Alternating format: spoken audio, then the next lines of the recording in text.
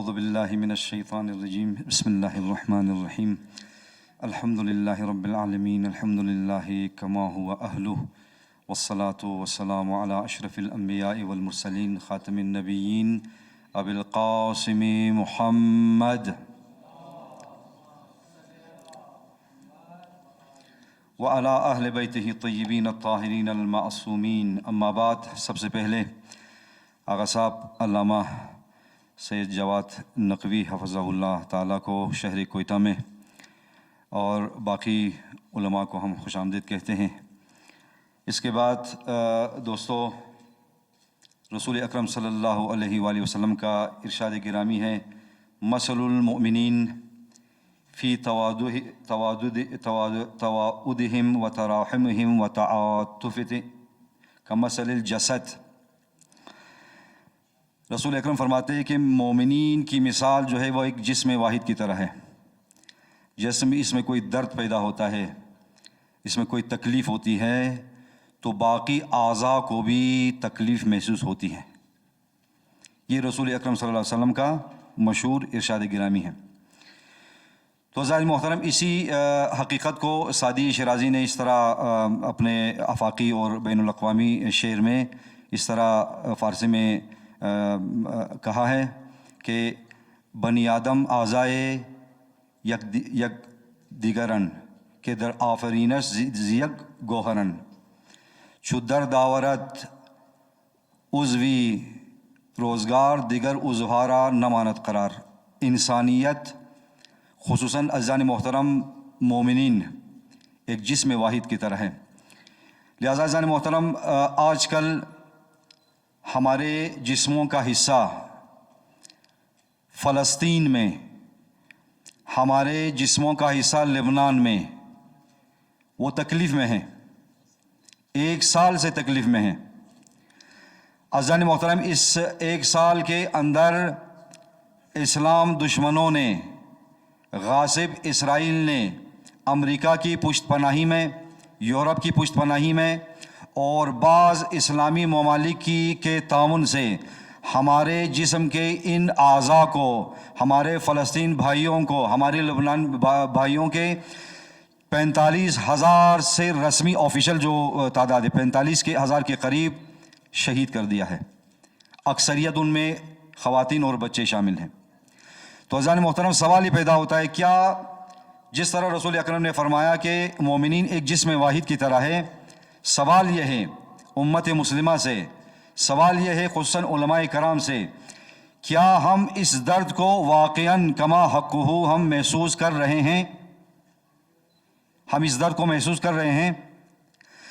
اگر ہم محسوس کر رہے ہیں اس درد کو، تو کیا اس درد کے علاج کے لیے ہم کیا عملی اقدام اٹھا رہے ہیں؟ ٹھیک ہے نا دوستو؟ لہذا عزیزان محترم، مسلمانوں کی یہ حالت، فلسطین مظلوموں مسلمان بھائیوں کی یہ حالت، لبنان میں مسلمانوں کی یہ آج کل کی یہ حالت یہ ہے، آپ امت مسلمہ کی تقدیر کو کس نے بدلنا ہے؟ وہ قرآن مجید فرماتا ہے کہ ان اللہ لا یغیر ما بقوم حتی یغیروا ما بانفسہم۔ خدا نے آج تک اس قوم کی حالت نہیں بدلی، نہ ہو جس کو آپ اپنی حالت خیال اپنی حالت کے بدلنے کا۔ ٹھیک ہے نا دوستوں؟ حالت ہم نے بدلنی ہے، حالات کو ہم نے بدلنے ہیں اپنے اتحاد سے، اپنی بیداری سے۔ عزیزان محترم، قرآن مجید فرماتا ہے انما المؤمنون اخوہ، مومن مسلمان آپس میں بھائی ہیں۔ یہ قرآن مجید کی تعلیمات۔ لیکن عزیزان محترم دیکھیں، گرچہ الحمدللہ طوفان الاقصی کے بعد سے کئی سطوح پر دنیا میں بیداری پیدا ہو چکی ہے۔ ایک انسانی لیول پر دیکھیں، اس سے پہلے دنیا میں اسرائیل جتنا ظلم کرتا تھا، آپ یقین کریں یورپ والے اور یورپ کی جو حکومتیں ہیں اور اسٹوڈنٹس وغیرہ، ان کی طرف سے کوئی خاص رد عمل جو ہے وہ اسرائیل مظالم کے مقابلے میں نہیں آتا تھا۔ لیکن اس سال آپ نے دیکھا، پچھلے 1 سال سے آپ دیکھ رہے ہیں، ایک خاص بیداری دنیا کی سطح پر، خصوصاً یورپی ممالک کی سطح پر ایک خاص بیداری پیدا ہو چکی ہے الحمدللہ۔ اسٹوڈنٹس لیول پر، یونیورسٹی لیول پر، کالجز لیول پر آپ دیکھ رہے ہیں۔ حتیٰ کہ بعض یورپی ممالک نے جیسے آئرلینڈ ایک زبردست اسٹینڈ لیا، جیسے عزیزان محترم ساؤتھ افریقہ نے زبردست اسٹینڈ لیا اسرائیل کے خلاف. یہ ورلڈ لیول پر امت مسلمہ میں الحمدللہ دوستہ، الحمدللہ امت مسلمہ کی سطح پر الحمدللہ ایک بیداری کی لہر جو ہے وہ پیدا ہو چکی ہے. علماء آپس میں بیٹھ رہے ہیں، خصوصاً امت مسلمہ کی عوام میں ایک خاص بیداری پیدا ہو چکی ہے. اس کے علاوہ پاکستان کی سطح پر الحمدللہ دوستہ آپ دیکھ رہے ہیں، پاکستان کی سطح پر پاکستانی عوام میں اور پاکستانی علماء میں فلسطین کی نسبت، لبنان کی نسبت اور امت مسلمہ کے مسائل کی نسبت ایک خاص بیداری پیدا ہو چکی ہے. اس کے علاوہ الحمدللہ دوستہ آپ دیکھ رہے دوستہ اہل تشیع میں، اہل تسنن اور اس کے بعد اہل تشیع میں ایک خاص بیداری کی لہر اسی طرح پیدا ہو چکی ہیں. اور محور مقاومت کے سالار جمہوریہ اسلامی ایران کے عوام میں آپ یقین کیجئے اس طوفان الاقصیٰ کے بعد ایک خاص اتحاد کی فضا جو ہے وہ آپ دیکھ سکتے ہیں.